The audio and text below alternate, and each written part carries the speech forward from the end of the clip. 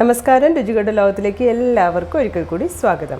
അപ്പോൾ ഇന്ന് നമ്മൾ വന്നിരിക്കുന്നത് നോമ്പ് തുറക്കാനൊക്കെ ആയിട്ടുള്ള ഒരു ഡ്രിങ്ക്സ് ആണ് കേട്ടോ. ഒരു ട്രഡീഷണൽ ഡ്രിങ്ക്സ് ആണ് പാൽ പിഴിഞ്ഞത്.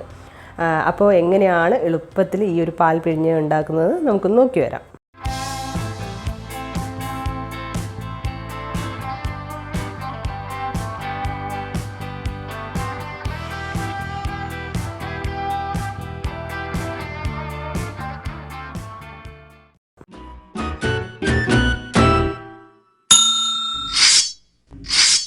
അപ്പോൾ ഇതിനു വേണ്ടി നമ്മൾ ചെറിയ പഴമാണ് മെയിനായിട്ട് വേണ്ടത്. 3 ചെറിയ പഴം എടുത്തിട്ടുണ്ട്.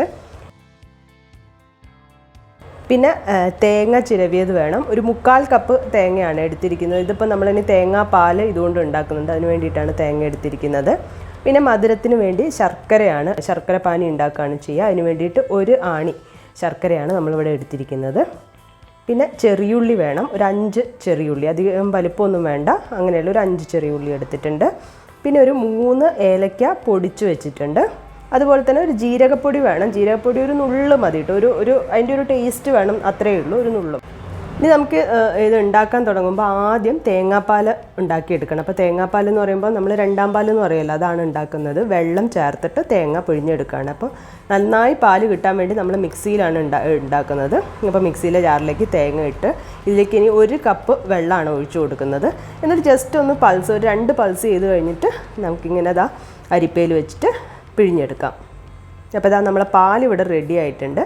ഇനി അടുത്തത് ശർക്കര പാനി ഉണ്ടാക്കുകയാണ്. അതിന് വേണ്ടി 1/2 കപ്പ് വെള്ളം തിളപ്പിക്കുന്നുണ്ട്. ഇനി ഇതിലേക്ക് നമുക്ക് ശർക്കര ഇട്ട് കൊടുക്കാം. അപ്പോൾ ഇങ്ങനെ ശർക്കര പാനി റെഡി ആയിട്ടുണ്ട്. അപ്പോൾ ഇതിൽ ഇനി ചെളിയും മണ്ണും ഒക്കെ ഉണ്ടാവില്ല, അപ്പോൾ അതുകൊണ്ടൊന്ന് അരിച്ചെടുക്കുകയാണ്. അപ്പോൾ അതൊക്കെ അവിടെ റെഡി ആയിട്ടുണ്ട്. ഇനി നമുക്ക് ചെറിയ പഴം ഒന്ന് ചെറുതായി കട്ട് ചെയ്യാം. കട്ട് ചെയ്തിട്ട് ഇതൊന്ന് ചതച്ചെടുക്കണം. നമ്മളെന്താ പറയുക, കൈ വെച്ചിട്ടോ അല്ലെങ്കിൽ ഒരു സ്പൂണോ എന്തെങ്കിലും വെച്ചിട്ടൊന്ന് ചതച്ച് കൊടുത്താൽ മതി. ഇനി അതുപോലെ തന്നെ നമ്മൾ ചെറിയുള്ളി ഉണ്ടല്ലോ, അതും ഒന്ന് ചതച്ചെടുക്കണം.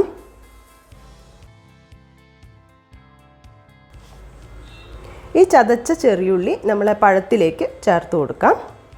ഇനി ഇതിലേക്ക് ഏലക്കാപ്പൊടിയും അതുപോലെ തന്നെ ജീരകപ്പൊടിയും ചേർത്ത് നന്നായിട്ടൊന്ന് മിക്സ് ചെയ്യുക കേട്ടോ.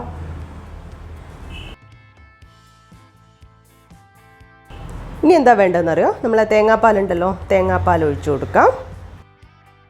അതുപോലെ തന്നെ ശർക്കര പാനി ഒഴിക്കാം. ഇനി നന്നായിട്ട് ഇതൊന്ന് മിക്സ് ചെയ്ത് കൊടുക്കാം. അപ്പോൾ നമ്മുടെ പാൽ പിഴിഞ്ഞത് റെഡി ആയിട്ടുണ്ട്. അങ്ങനെ നമ്മുടെ ട്രഡീഷണൽ രീതിയിലുള്ള പാൽ പിഴിഞ്ഞത് റെഡി ആയിട്ടുണ്ട്.